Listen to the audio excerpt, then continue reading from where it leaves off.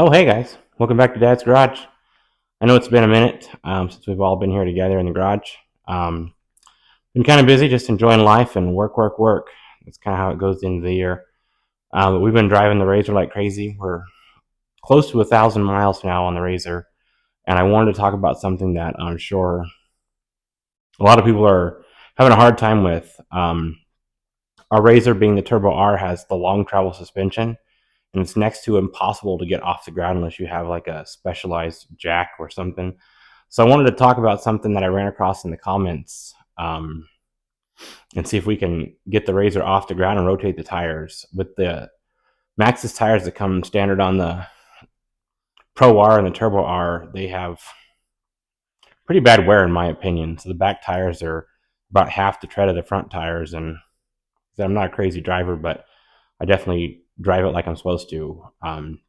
So I wanted to show you how I think we can get it off the ground and get the back tires in the front tires in the back, and maybe get a little more life out of it, a little bit more traction. So I'll bring you in close and show you what I came up with and what I found in the comments. What I saw in the comments is that when they ship these things, they tie the suspension down to the body with some hooks that they build into the roll cage. So I think I've located those, and we're going to try to figure out how to get it tied down so that we can keep the tires from drooping out when we lift the Razor up in the air. I just have a regular floor jack from Harbor Freight, like probably most people do, and it doesn't have the lift to get it off the ground. And any amount of blocking that I put in there is not enough or too wobbly to get it off the ground. So I'm just a little hesitant to do that, and drop this thing on the ground when I'm underneath it or when I don't have the tires on or something like that. So I'll show you what I got, and we'll see if it works. All right, so here's what I found on the front.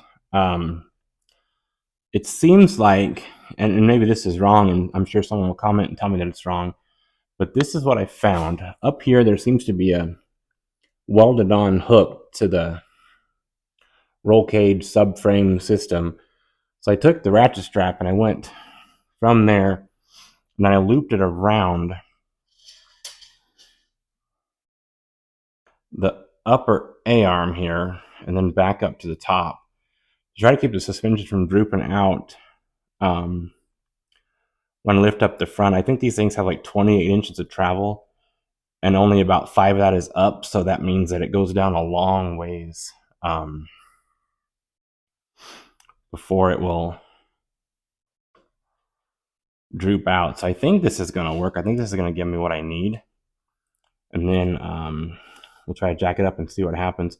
Let me take you on the back and show you what I got going on there. It's kind of similar, but the hooking point is a little bit different, and then the way we have to hook around the back end is different since these have the trailing arm suspension. So in the back, like I said, pretty similar.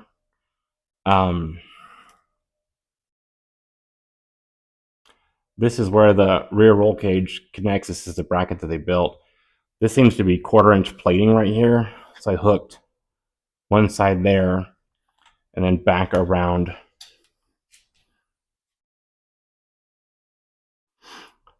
the rear trailing arm there. The trailing arm is pretty much a complete tube, so I don't think there's any chance that it's going to cut the ratchet strap or anything like that. It seems to be pretty good. So we'll lift this up in the air and see what happens. You guys will be witness to a great success or an epic failure. All right, well, it worked out. It's off the ground. I put jack stands underneath the rear trailing arm. Once I jacked it up, I realized it's pretty much flat. Seems to be holding. So we'll go at this fast and see if we can switch the tires around and see what happens. I'll keep you on video over this just so you can see when I get crushed. There's video evidence that I'm a fool and not somebody else. So we'll see what goes here. I'll mute the sound because I'm going to use power tools, and that's loud, but I don't want this thing off the ground any longer than I have to be because this is like 85% sketchy. So we'll see what happens.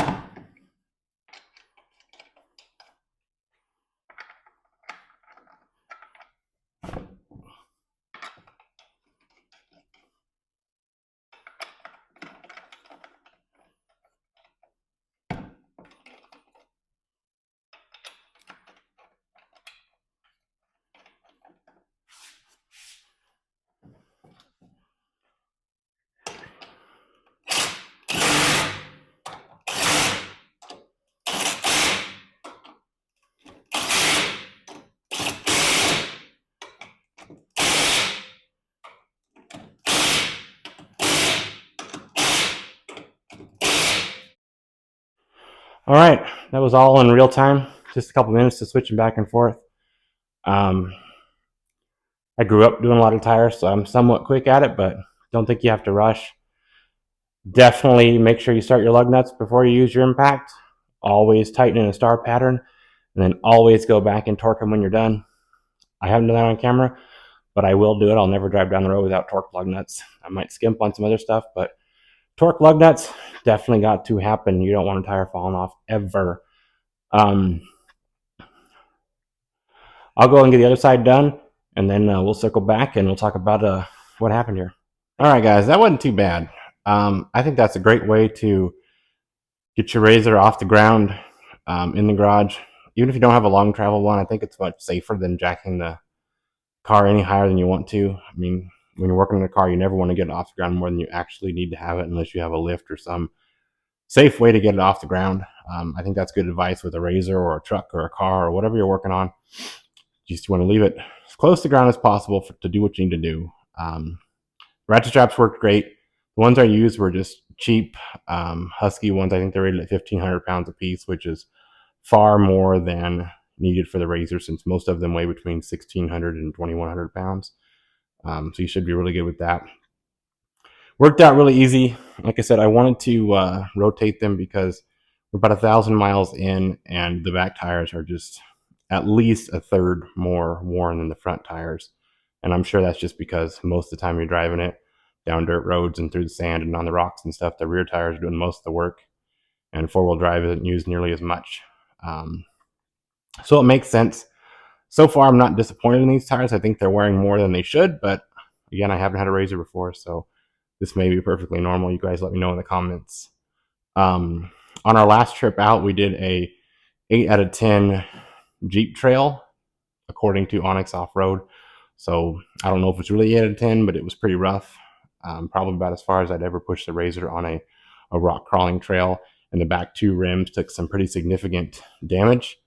We were going up a trail and got caught between two rocks. I thought I had the rear tire up on one of the rocks, so we could kind of go over without falling in between them, but front tire hit a rock and the back tire slipped down.